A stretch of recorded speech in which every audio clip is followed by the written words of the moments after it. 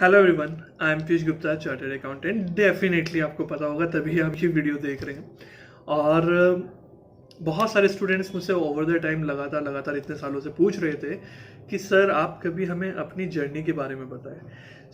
मैं हमेशा इग्नोर कर देता था, क्योंकि मतलब मुझे दो चीज़ें फील होती है। अभी मैं बहुत रिलैक्स होकर बात करूंगा, मैं टाइम पे नहीं देखने वाला हूँ, क्योंकि इस वीडियो का मेरा दूर दूर तक पर्पस नहीं है कि आप ज़बरदस्ती देखो, ठीक है, या आपका टाइम सेव करना है। ऐसा कुछ नहीं है। आपको अच्छा लग रहा है आराम से पूरी बात मेरी सुनना, और नहीं लगता है डेफिनेटली आप स्किप कर सकते हो जब भी आपको लगे। मैं टाइम का कोई टारगेट माइंड में नहीं रखने वाला हूँ कि मुझे 10 मिनट में 15 मिनट में वीडियो कवर करनी है, अदरवाइज ये माइंड में रहता है।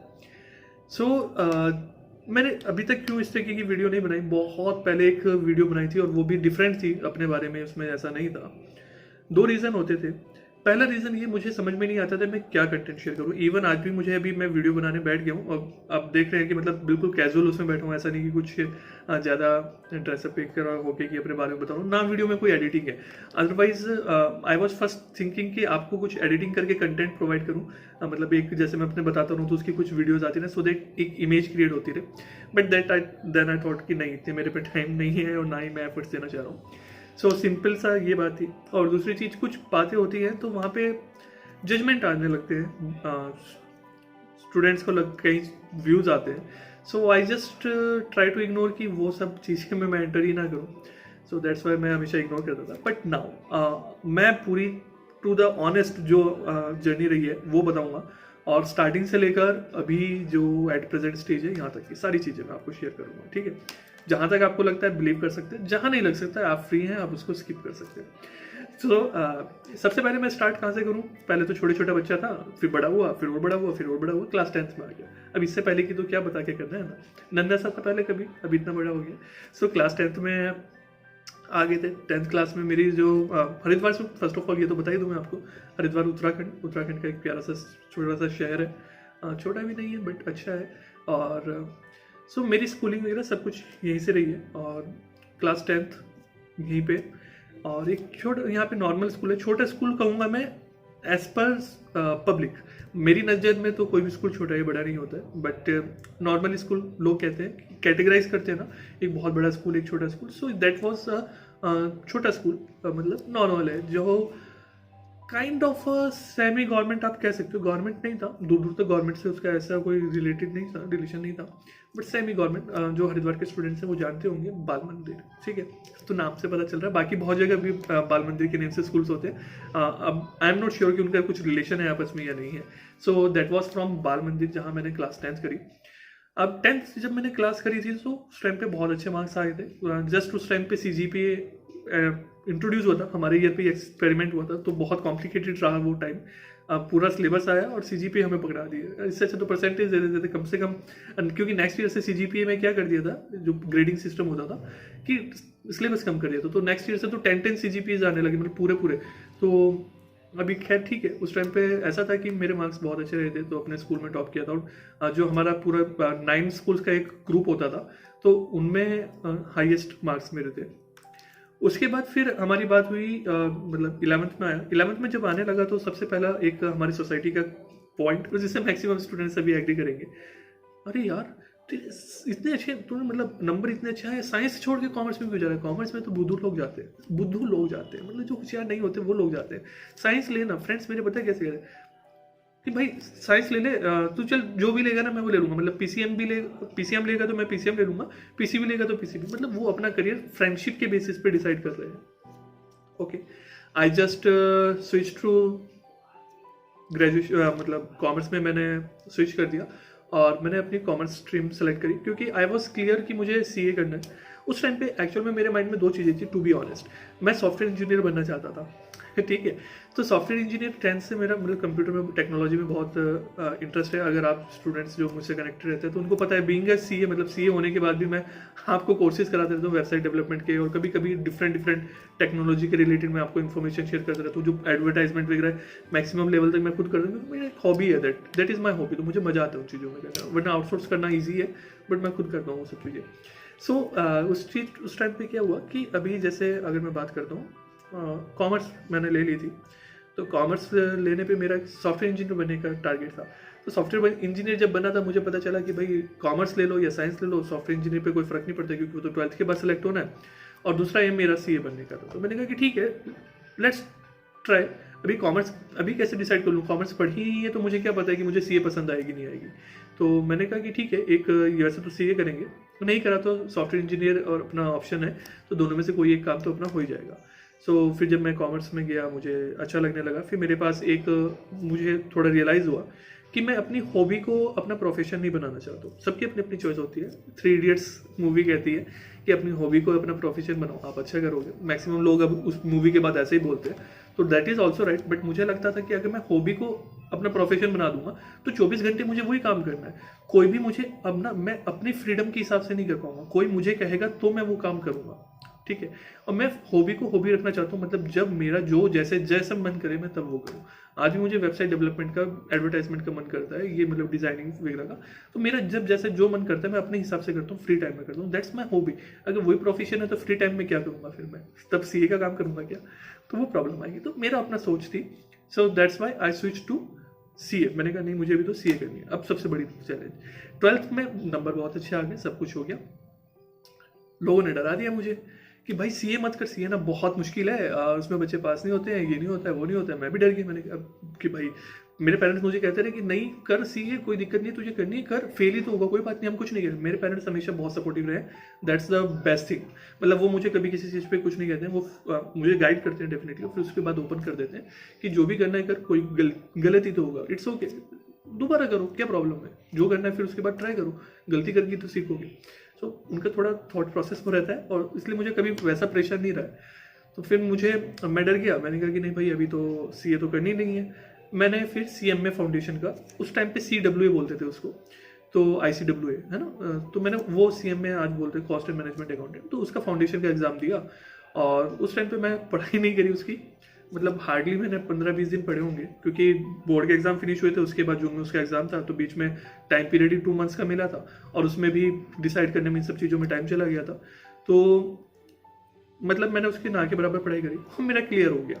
सो उस टाइम पे जब क्लियर हुआ ना, तो मुझे थोड़ा सा मोटिवेशन आया अपने आप में। मैंने जब नहीं पढ़ा, मेरा CMA फाउंडेशन बिना पढ़े क्लियर हो गया, सो मैं सीए के लिए क्यों नहीं ट्राई कर सकता। फिर मेरे पेरेंट्स ने भी मुझे समझाया, फिर मैंने अपने उस थॉट प्रोसेस को देखा, थोड़ा सोचा, फिर मैंने कहा कि नहीं यार, अब तो मुझे सीए करनी है, सीए फाउंडेशन देंगे, देखते हैं। CPT होता था उस टाइम पे, तो क्लियर होगा तो ठीक है, नहीं होगा तो नहीं, कोई बात नहीं। फिर अपना CMA तो है ही ना ओपन, उसमें तो कोई दिक्कत ही नहीं, उसको कंटिन्यू कर लेंगे, क्या प्रॉब्लम है। वो तो फाउंडेशन तो क्लियर हो गया, इंटरव्यू तो करना रहेगा, देखी जाएगी।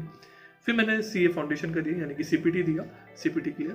फिर मैंने इंटर का जब वो दिया CPT, तो डेफिनेटली बहुत अच्छे से क्लियर हो गया। CPT में मैंने फर्स्ट टाइम कोचिंग ली थी, लाइफ में फर्स्ट टाइम कोचिंग मैंने CPT में ली थी, और उसमें डिस्टिंक्शन आई थी मेरी।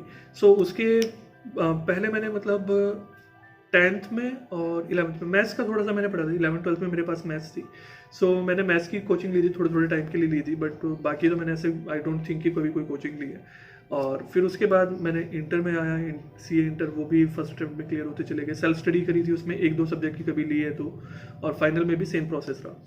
सो इन शॉर्ट ये मेरी जर्नी रही थी, और स्मूथली टचवुड क्लियर होते चले गए। सो लक भी मैटर करता है बहुत सारी चीज़ें, और विशेज़ वगैरह बहुत सारी चीज़ें मैटर करती हैं आपके साथ, एफर्ट्स तो डेफिनेटली करते ही करते हैं। So it is not like कि मैं हमेशा ये कहता हूँ कि इंटेलिजेंट है या नहीं है, मतलब मैं बहुत होशियार हूँ इसलिए क्लियर कर दिया, नहीं, ऐसा कुछ नहीं है।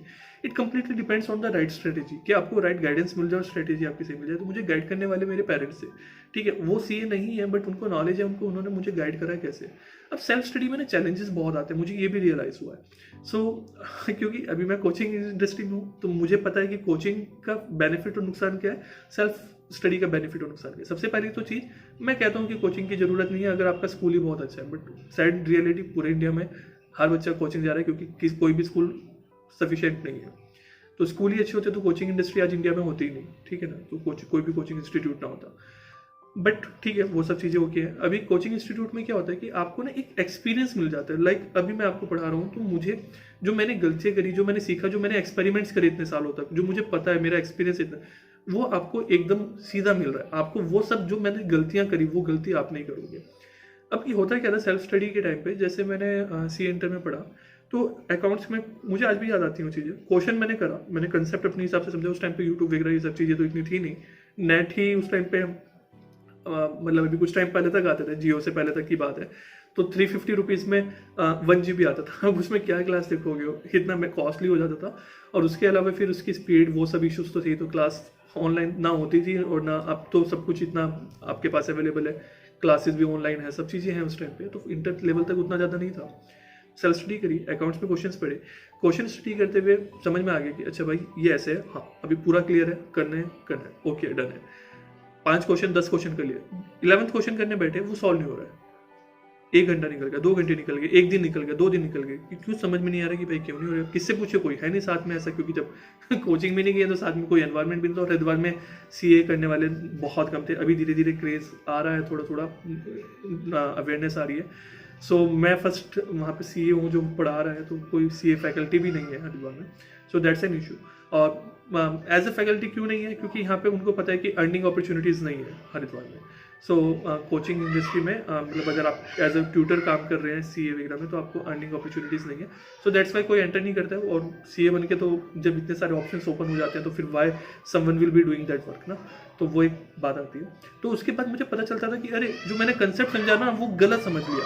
उसके अभी नॉइज आ रहा है बच्चों का तो उसके कारण क्या, कुछ क्वेश्चन तो मेरे सही हो गए, बट वो क्वेश्चन मैंने कंसेप्ट गलत समझ दिया, तो मतलब मैंने अपने 15-20 दिन बेकार कर दिए, और इतना टाइम, इतने एफर्ट्स और इतनी टेंशन, उसके बाद भी पता नहीं कि कितना सही समझा है, मेरी इंटरप्रिटेशन कितनी है, क्योंकि मैं एज ए स्टूडेंट पढ़ रहा हूँ उसको, और सामने से अगर टीचर पढ़ा रहे हैं तो वो एक्सपीरियंस इतने सालों से पढ़ा रहे हैं, वो पढ़ चुके हैं, तो वो अगर मुझे बताते हैं तो एक बार में वो चीज़ सही हो जाती, तो वो मैटर करती हैं चीज़ें।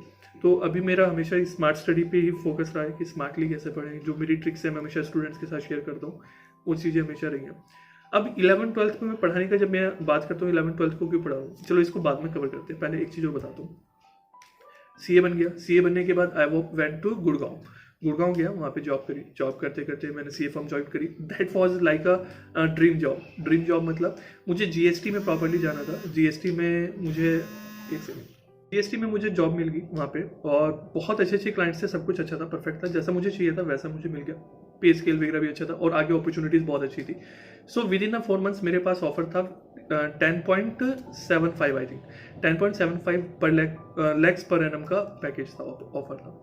मैंने उस जॉब को छोड़ा, रीज़न बिंग ऐसा था कि मेरे पास वहाँ पे, अभी मैं ये फर्स्ट टाइम आपको ओपन उस पर शेयर कर रहा हूँ, 2 चीज़ें थी इसके पीछे, 2 रीज़न थे। पहला रीज़न था, मेजर रीज़न जो था वो ये था कि वहाँ पे ना एक स्टूडेंट थी जो ट्रेनिंग पार्ट में थी, आर्टिकलशिप वगैरह में।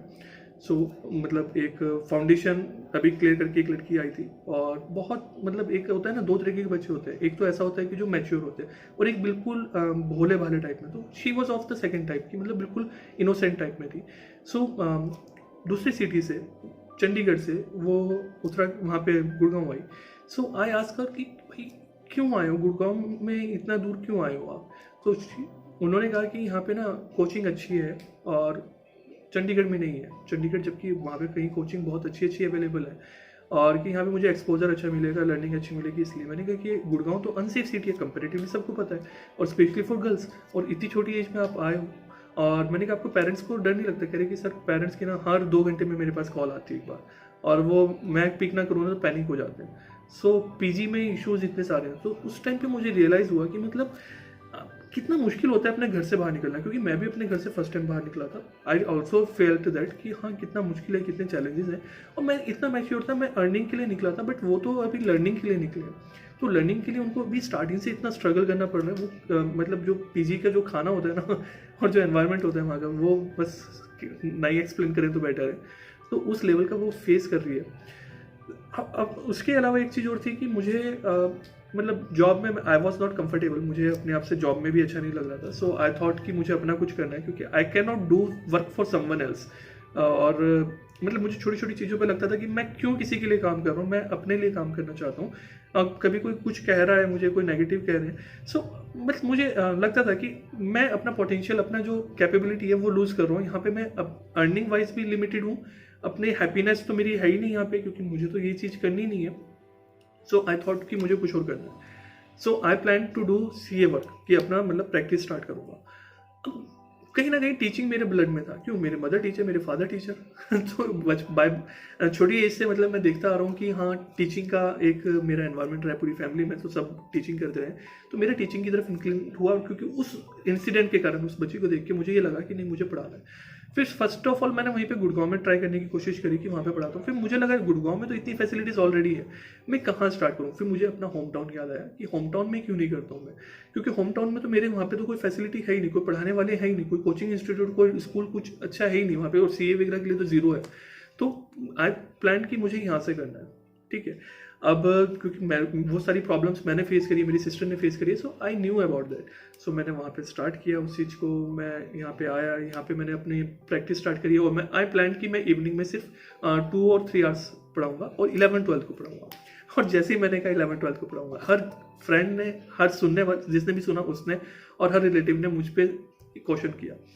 लगता है जॉब नहीं मिली है, लगता है कुछ अर्निंग नहीं हुई है, और लगता है मतलब कुछ सेटल नहीं हो पाया, इसलिए पढ़ाने में आ गया। 11-12 में 11-12 मतलब सी हो के कोई 11-12 पढ़ाता है, इट्स लाइक कि ग्रेजुएट हो गया कोई नर्सरी के बच्चे को पढ़ा रहा है।